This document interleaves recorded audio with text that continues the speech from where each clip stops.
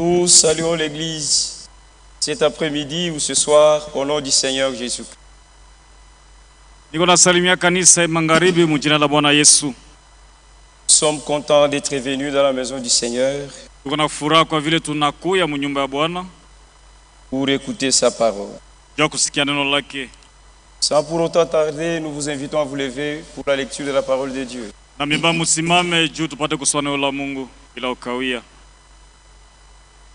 Ézéchiel chapitre 36, le verset 25 à 27.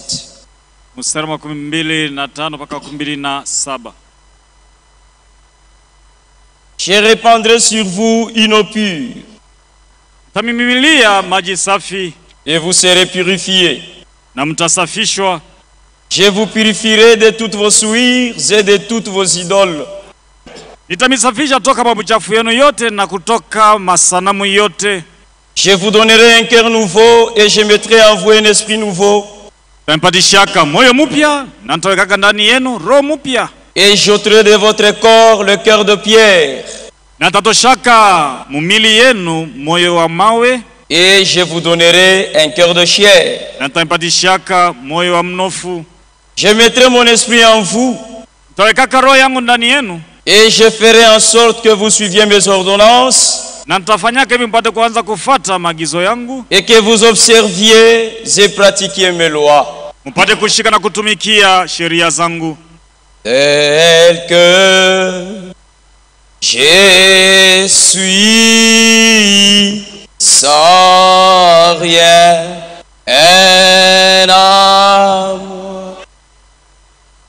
Sinon, ton sang versé pour moi et ta voix qui m'appelle à toi, agneau de Dieu,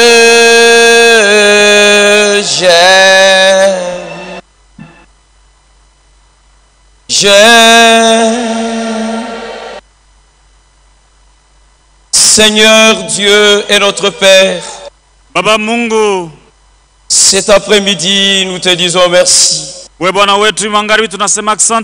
Merci pour ta protection. Et merci pour tout ton bienfait. Merci aussi de nous avoir réunis dans ta maison pour que nous venions écouter la parole de Dieu. Seigneur, nous sommes venus pas pour voir un homme, l'entendre nous parler, mais nous sommes venus te voir toi. Nous sommes venus t'entendre. Alors descends, Seigneur, et parle-nous pour que notre joie soit parfaite. Bénis ta parole que nous venons de lire. Nous nous attendons à toi du début jusqu'à la fin. Pour nos précieux et notre Seigneur et Sauveur Jésus-Christ. Amen. Amen. Et vous asseoir, que Dieu vous bénisse. Nous allons parler sur un cœur nouveau et un esprit nouveau. Au verset 26, la Bible dit: je vous donnerai un cœur nouveau et je mettrai en vous un esprit nouveau. J'ôterai de votre corps le cœur de pierre et je vous donnerai un cœur de chair. Lorsque Dieu avait créé l'homme Adam, il l'avait placé dans le jardin d'Éden. Et Dieu avait donné un commandement à Adam. Et Adam était tenu de garder ce commandement-là. pour être en paix tous les jours de sa vie avec Dieu. Et Adam a gardé cela tous les jours de son état de célibataire. À chaque fois dans son cœur, il entendait cette parole de Dieu là vibrer. Qu'est-ce que Dieu avait dit à Adam? Tu pourras manger les fruits de tous les arbres du jardin. Mais quand on fruit de l'arbre qui donne la connaissance du bien et du mal, je t'interdis de manger ce fruit-là. Parce que le jour où tu en mangeras, tu mourras. Tu mourras certainement. Quand Dieu parle, il faut prêter attention. Et surtout quand il insiste. Genèse chapitre 2.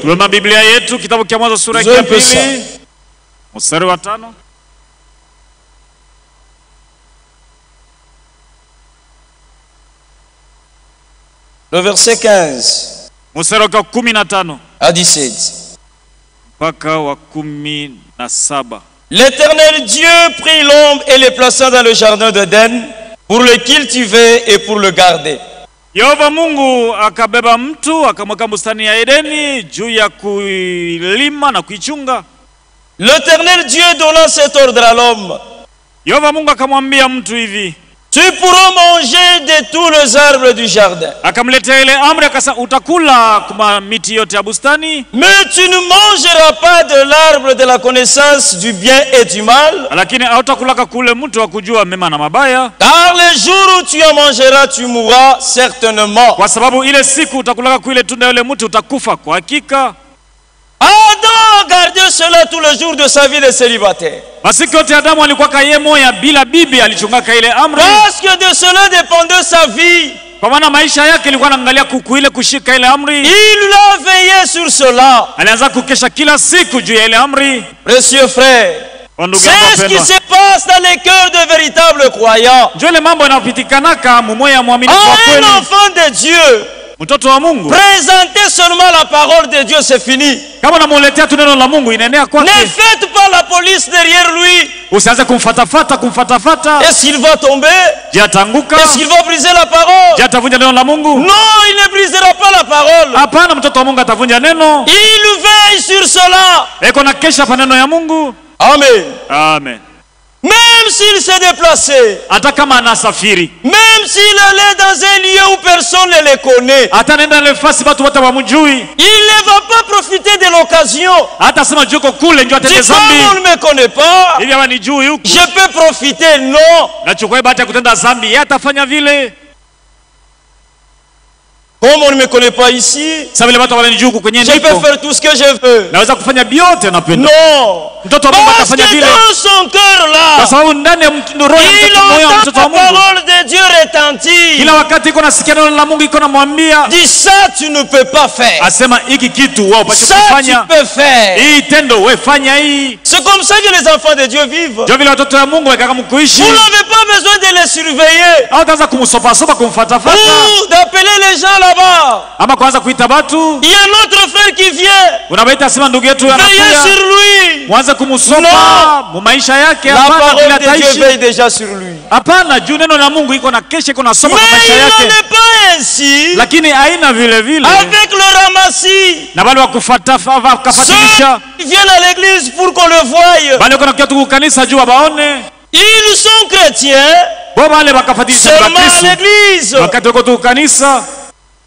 Il salue les pasteurs avec beaucoup de respect. Il salue les diacres avec beaucoup de respect. Quand il entre dans l'église, c'est un véritable saint. Quand il entre dans l'église, il lève les mains pour prier. Ce n'est pas mauvais de lever ses mains pour prier. Le problème, c'est ce qui se passe dans ton cœur. C'est ça le problème. Maintenant, un homme comme ça, mtu wa ile maisha, lorsqu'il quitte Lubumbashi par exemple, wakati tu anatoka Lubumbashi et qu'il va je ne sais pas moi où on le connaît pas, anasafiri enda fasi ile bato ce sont des scandales en scandale, ataanza kukwalishana tu, parce que là maintenant il va dire, kwa maana atasema ouf, ici on ne me connaît pas, huku lwangu alors je vais profiter de ma vie comme je veux. Hapa sana naweza kufanya vile vyote napenda maisha yangu. Mais pour un chrétien, lakini mkristo yeye il n'en est pas ainsi. Akage mkufanya vitu vile anapenda. Adam a veillé sur cela tous les jours de sa vie de célibataire. Adam alianza kusopa pa ile amri ya Mungu maisha yote, masiku yote alikuwa anaishi dunia. Jusqu'à ce qu'un jour Dieu lui donne une femme. Mpaka ile siku Mungu akampatisha bibi.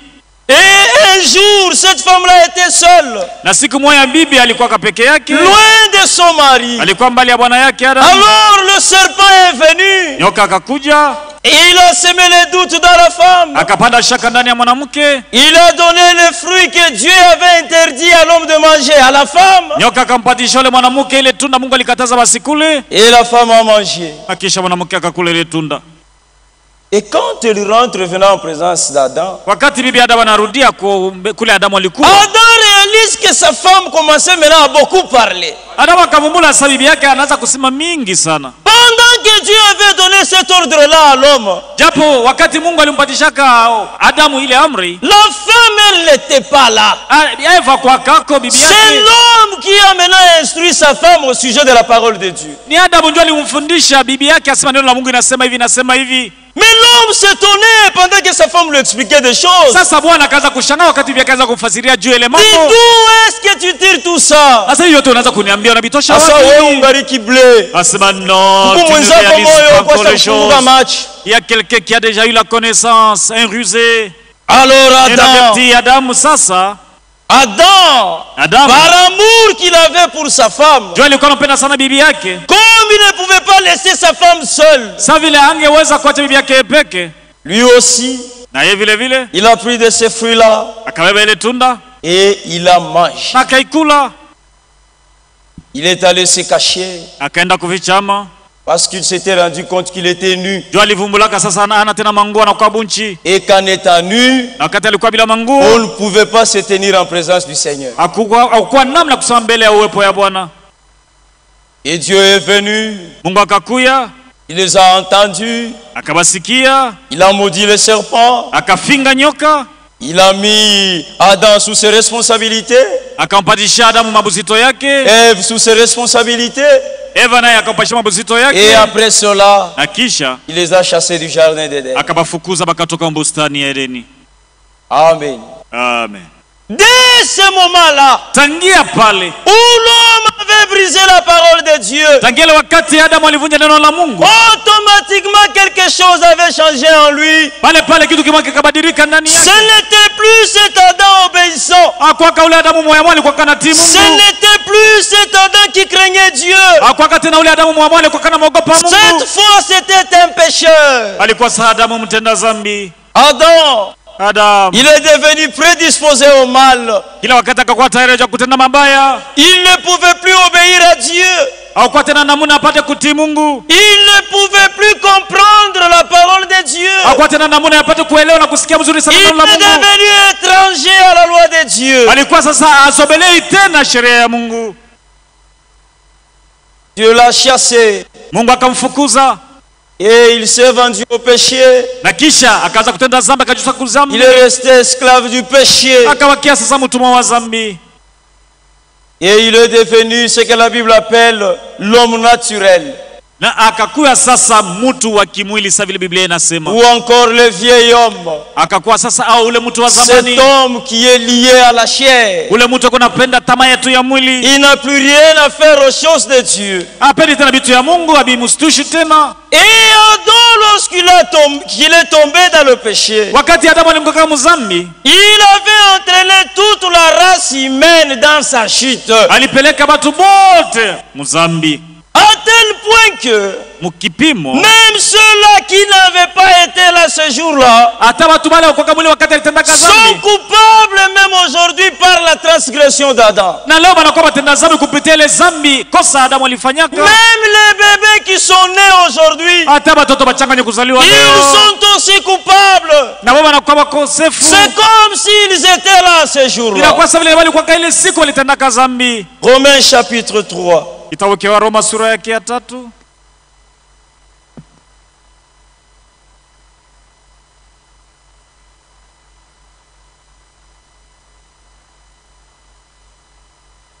Le verset 23. Car tous ont péché et sont privés de la gloire de Dieu. Toujours Romains chapitre 5. Verset 12 à 14. C'est pourquoi, comme par un seul homme le péché est entré dans le monde, et par le péché la mort, et que si la mort s'est étendue sur tous les hommes, parce que tous sont péchés. Le verset 14. Cependant la mort a régné depuis Adam jusqu'à Moïse, même sur ceux qui n'avaient pas péché par une transgression semblable à celle d'Adam,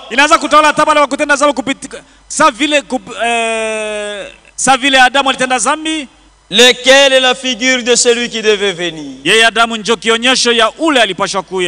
Nous tous, nous avions péché en Adam. Et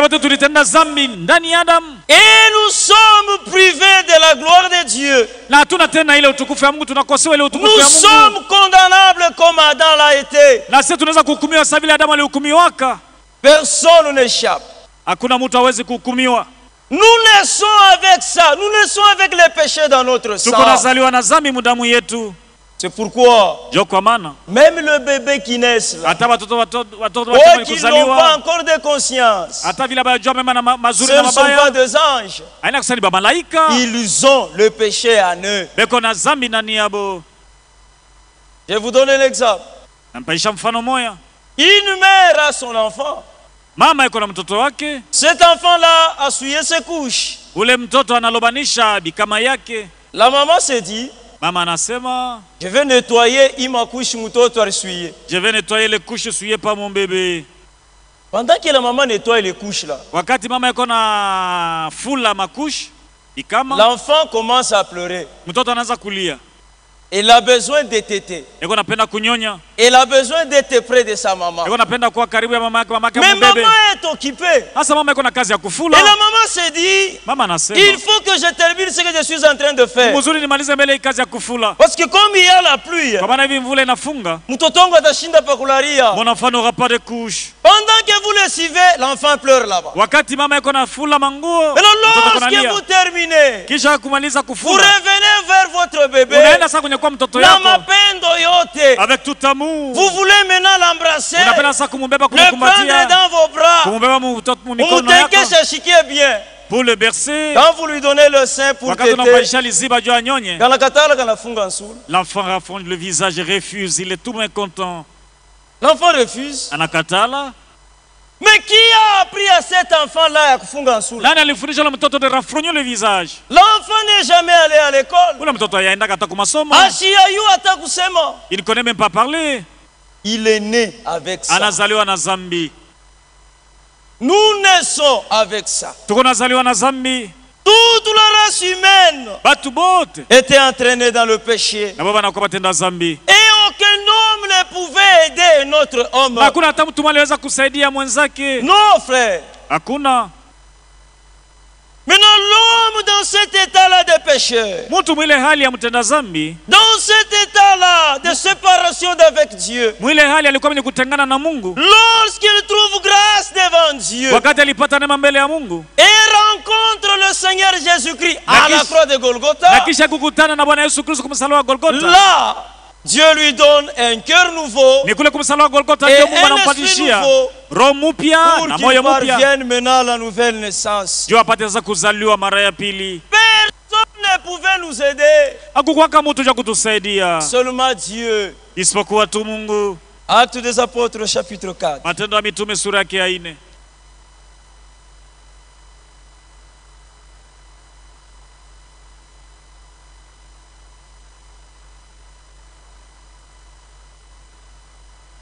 Actes des Apôtres chapitre 4. Matendo ya Mitume sura yake ya 4. Verset 12. Mstari wa 12.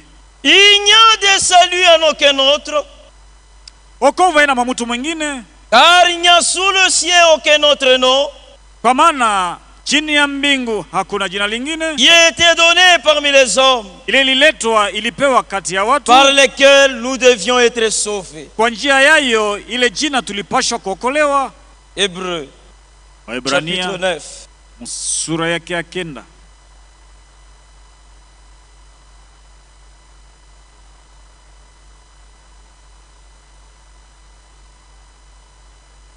Le verset 26. Mstari wa 26. Autrement, il aurait fallu qu'il ait souffert plusieurs fois. Ilifaa pate kuteswa mara mingi depuis la création du monde. Tangia dunia kuumbwa. Mais maintenant à la fin du siècle, japo hapa sasa kumwisho wa vizazi, il a paru une seule fois pour effacer les péchés par son sacrifice. Alikuwa alionekana mara moja juu ya kufuta zambi kupitia sadaka yake. Et comme il est réservé aux hommes de mourir une seule fois, sa vile inapewa kubatu kufa mara moja, après quoi vient le jugement. Kisha bisambo inakuya. Le même Christ qui s'est offert une seule fois pour porter le péché de beaucoup d'hommes, vile vile Kristo alijitoa mara moja ja kubeba zambi ya watu mingi, apparaîtra sans péché une seconde fois.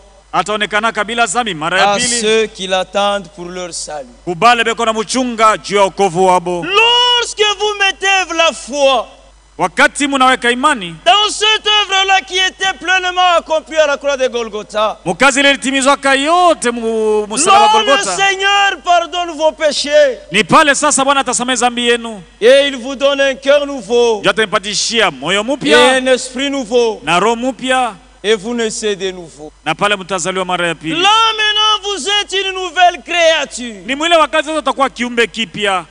Vous n'êtes plus cet homme-là ancien. Hauko tena ule mtu wa zamani. Non, frère. Hapana ndugu. D'abord, pas que vous serez lancé.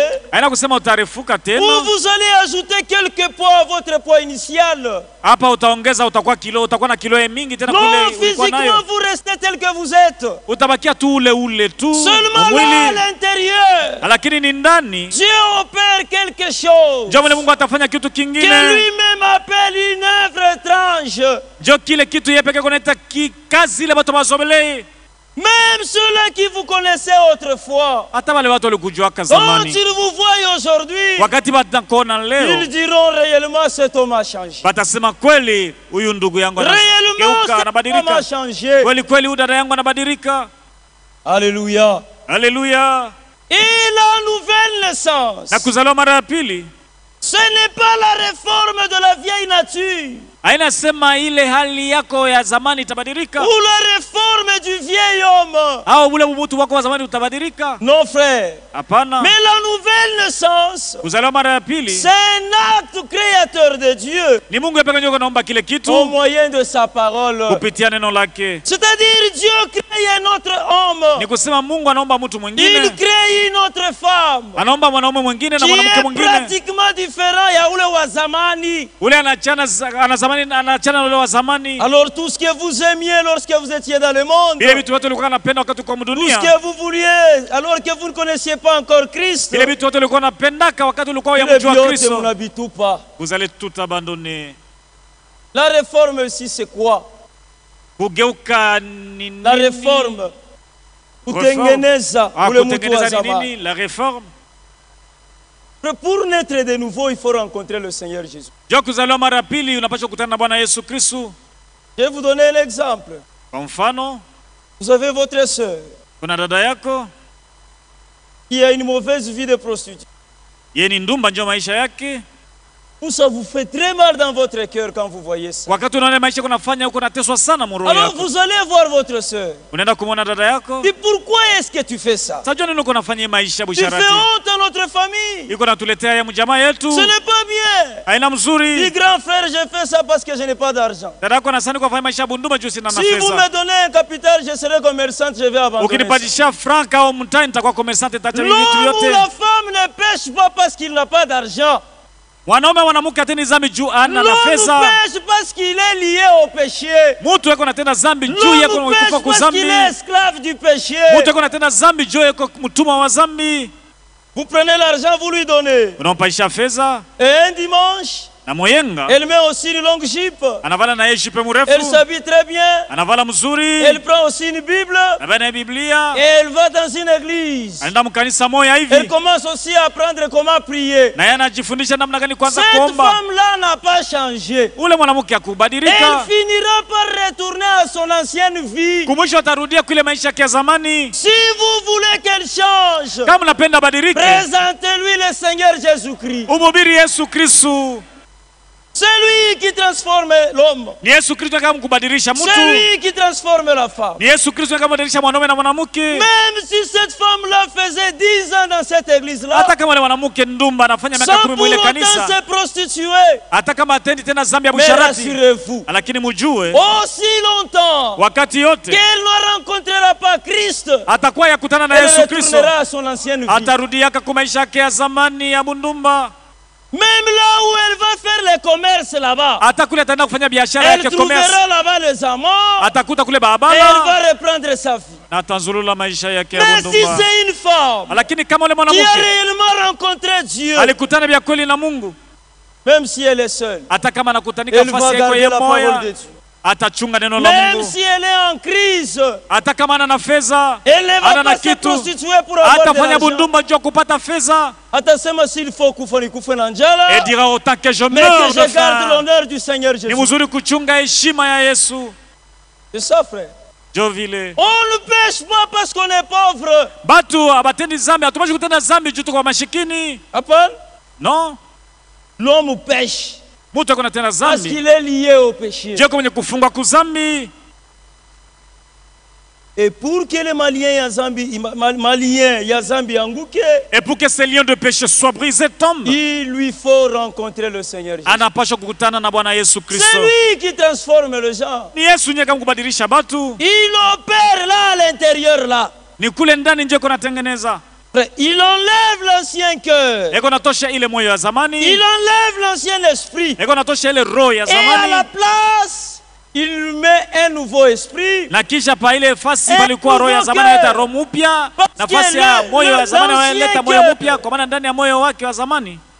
Que l'ancien cœur et l'ancien esprit sont liés à la poubelle, sont liés au péché. Cette fois, Dieu crée un autre homme. Même si c'était un grand voleur,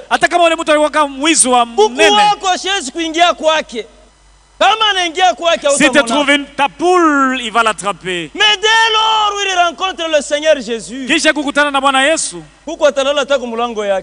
ta poule peut passer nuit chez lui. Et demain tu l'auras. Tu peux te demander pourquoi n'a-t-il pas mangé, bouffé ma poule? C'est parce que Christ a fait quelque chose dans et tout homme qui vient à Christ, il doit faire cette expérience avec Dieu. Frères et sœurs, c'est une obligation. Nous devons faire cette expérience avec Dieu. Notre Dieu est vivant. Et il veut que nous l'expérimentions tous les jours de notre vie. Avec le péché, on ne fait pas semblant. Ne faites pas semblant. Parce que votre péché là va vous atteindre un jour. Et vous aurez honte.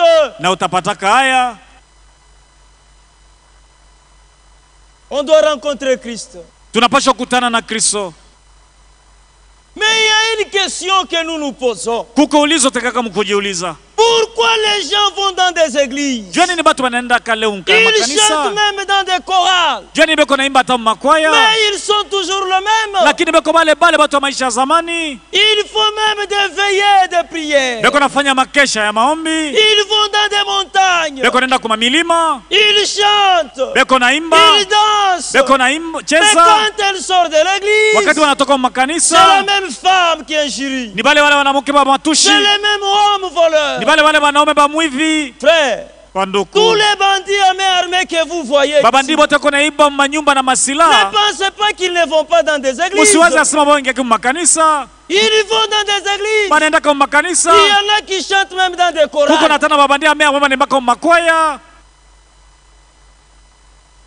Et quand la nuit arrive, il va prendre une machette. Il va prendre une arme à feu. Et il va percer la maison d'un paisible citoyen. Et le dimanche, celui qui entonne le cantique, celui qui dirige la chorale, celui qui danse en premier, tout ça ne peut vous servir à rien. C'est quelque chose. C'est rencontrer le Seigneur Jésus. Pourquoi? Les gens sont le même. La réponse est trop simple. Ils n'ont jamais rencontré Dieu. Ils n'ont jamais rencontré Dieu. Les gens se plaisent de chanter. Ils se contentent de prêcher. Mais quand vous regardez sa vie, elle est loin d'être comparable à la parole de Dieu. Oh non. Oh. Ne regardez pas ma vie. Regardez seulement ce que je vous dis. Nous allons faire les deux. Nous écoutons ce que tu nous dis. Nous veillons aussi sur ta vie.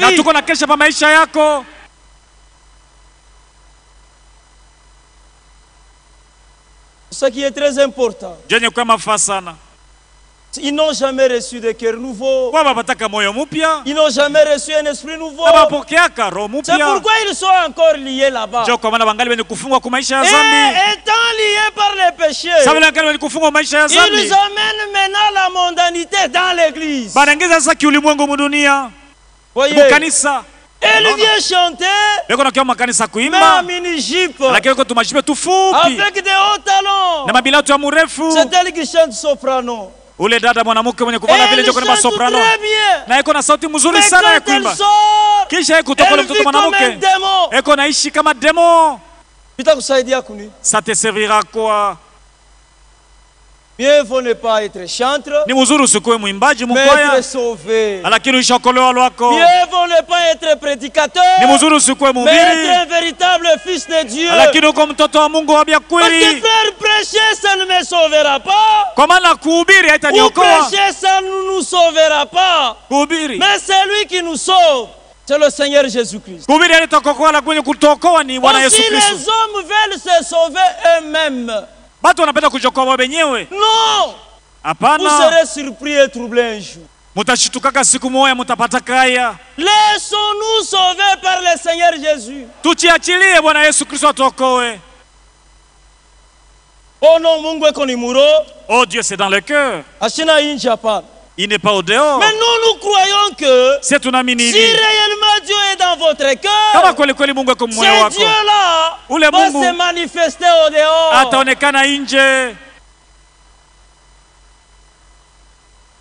La preuve que vous avez déjà rencontré le Seigneur Jésus. Essayez vous-même de prendre votre vie et la mirer devant la parole de Dieu. Regardez ce que vous étiez autrefois et ce que vous êtes aujourd'hui. On n'a pas besoin qu'on te pousse. Tu n'as pas besoin qu'on te pousse. Mais sois sincère. Sois sincère. Il est des frères. Il y a aussi des sœurs qui sont hypocrites à l'égard d'eux-mêmes. Mais tout bien. Tu te connais, non? Tu n'as jamais rencontré Christ. Tu fais semblant. Tu ne l'as jamais rencontré. Il n'a jamais fait une œuvre inouïe dans ton cœur. Tu es cette même femme-là. Têtu à l'égard de son mari. Quand le mari dit droite, toi tu fais gauche. Droite, toi tu fais gauche. Mais tu chantes quand même à la chorale. Quand tu penses que Dieu va regarder le chant il Naimba. Dieu ne connaît pas les chants. Dieu ne connaît pas les prédicateurs. Dieu connaît sa parole. Quand est-ce que nous pouvons nous tenir devant Dieu et subsister? C'est lorsque nous gardons sa parole dans nos cœurs. Non, moi je suis chanteur. Je suis prédicateur. Je serai réprouvé ce jour. L'homme vit selon l'esprit qui est en lui. Si c'est l'esprit du monde, on le voit par votre manière de vous comporter. On le voit par votre manière de vous habiller, mes soeurs. La vie chrétienne, c'est une vie. Ce ne sont pas des camisoles. Ce ne sont pas des longues jupes. Mais c'est une vie qu'il faut vivre. C'est une vie qu'il faut mener. Il y a des parents qui se plaignent. Sa fille quitte la maison. En longue jupe. Elle va au campus là-bas. Elle est en pantalon. C'est le pantalon de l'autre gars. D'où vient le pantalon qu'elle a mis là? D'où vient ce pantalon là? Où est-ce qu'elle a trouvé? Quand elle arrive au campus là-bas, elle enlève sa veste. Tout son corps est à nu. Mais quand même elle s'appelle chrétienne. C'est-à-dire elle se sauve elle-même.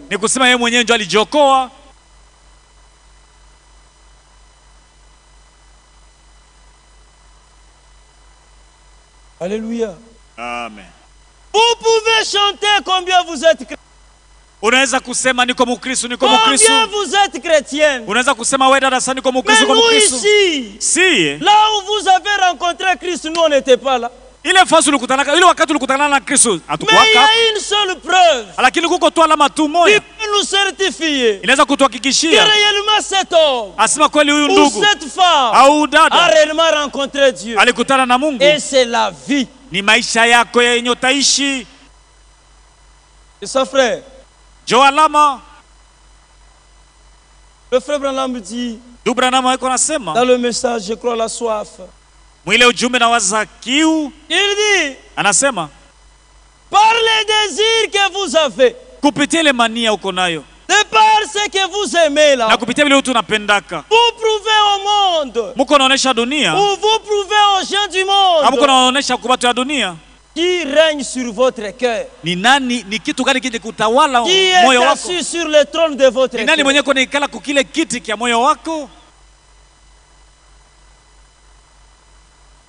Si c'est le monde, nous le voyons par votre accoutrement. Est-ce que jusqu'à aujourd'hui, il faut poser les questions du genre? Pasteur, jipe ya murefu ni ya kupita magoti au ya yule ya magoti? Oh pasteur, jipe murefu ni yenye kwa au-dessus des genoux ou en dessous des genoux? Est-ce qu'il faut poser ces questions-là aujourd'hui? Il y a certaines questions qu'on ne peut pas poser. Parce que le Saint-Esprit en vous s'en occupe déjà.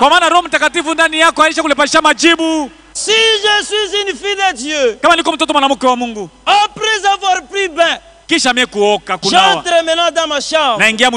J'ouvre ma garde-robe. Je prends une robe ou une jupe. Quand je soulève la jupe ou la robe, comme il est là à l'intérieur, il me dit ça non. Je n'ai pas besoin, s'il vous plaît, que le diable vienne m'arrêter à la porte là-bas.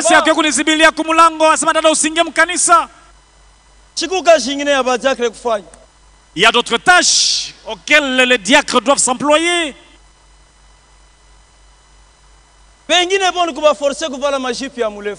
Il y a de ces sœurs-là qu'on force à porter de longues jupes. Et ayant déjà mis cette longue jupe, elle est en train de se plaindre. Elle dit même avec ces longues jupes qui traînent, qui balayent les routes, les rues. Je ne sais pas pourquoi on m'a forcé de porter cette longue jupe. Mais Dieu connaît ton cœur. Tu ne dois pas faire les choses par contrainte. Dieu lui-même n'est pas dictateur. Il vous présente sa parole. Et il vous laisse le libre arbitre. Vous avez le droit de choisir la parole ou de choisir le monde.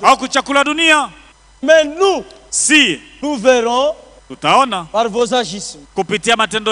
Aujourd'hui, si vous voulez avoir des problèmes avec les sœurs, touchez à leurs cheveux. Là, vous aurez des problèmes. Mais quand vous regardez très bien, c'est pratiquement de la mondanité. Nous les enfants de Dieu, quand le monde va à gauche, nous allons à droite. Jamais jour nous ferons marche ensemble.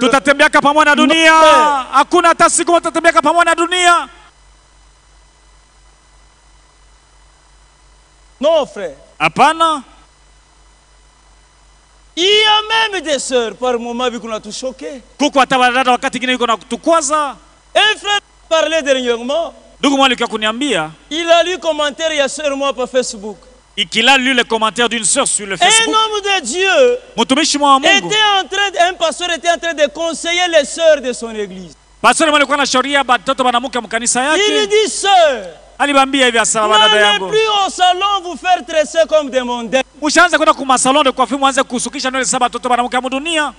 un pasteur parle, il s'adresse à son église. Tu peux prendre.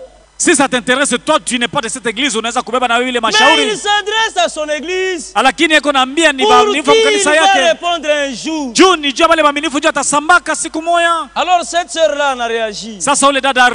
Elle dit, ah pasteur, vous allez scandaliser tout le monde. Si la parole arrivait à te scandaliser, c'est que tu n'as jamais rencontré Dieu. Jésus lui-même disait, heureux l'homme pour qui je ne serai pas une occasion de chute. Oh, Jésus est quoi? Jésus, c'est sa parole que nous prêchons.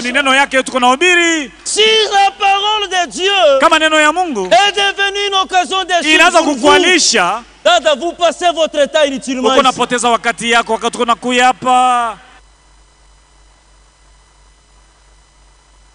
Et quand vous regardez celle-là qui réagit comme ça, sur plein de ces choses-là, plein. Dieu ne peut pas changer sa parole à cause de toi. C'est impossible. Maria, tu as le droit d'accepter ou de refuser. Regardez, tu as le droit d'accepter ou de refuser. Il ne peut pas changer sa parole. À cause de toi, Dieu ne peut jamais changer sa parole. La parole de Dieu demeure éternellement. Amen. Oh non, frère. Tu vois maîtresse ici, cette coiffure. Ça m'aide de faire longtemps avec pendant autant de mois. Dieu ignore toutes ces choses, toutes ces explications-là. Ce sont tes propres raisons. Vous êtes allés trop loin, sœur. Que Dieu vous aide et que vous puissiez voir. Parce que vous courez un grand danger. Je voudrais vous poser une question ce soir avant de terminer. Pourquoi est-ce que lorsqu'une femme meurt, on ne l'enterre pas avec ces choses?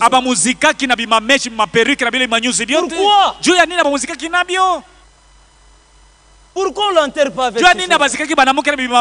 C'est la beauté, non? C'est de la beauté. Quand on met ça à la tête d'une femme, elle se sent vraiment une femme. Mais pourquoi on ne peut pas vous enterrer avec ça? On doit défaire ça. Pourquoi on vous défait ça?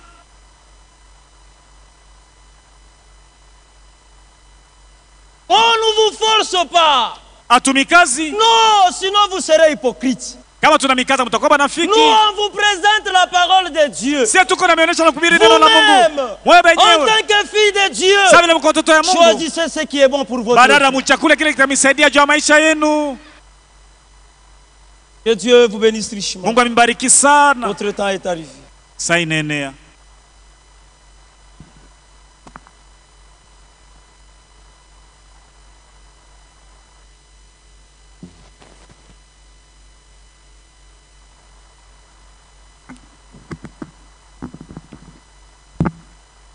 Fait connaître.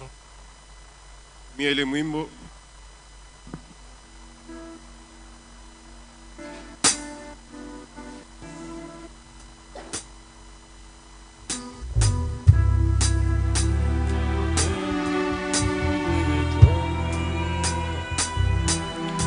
On t'a fait connaître, homme, c'est c'est que l'Éternel demande de toi, c'est que pratique la justice, mais tu aimes la miséricorde, que tu marches humblement avec ton Dieu, que tu marches humblement avec ton Dieu. Mettons-nous debout.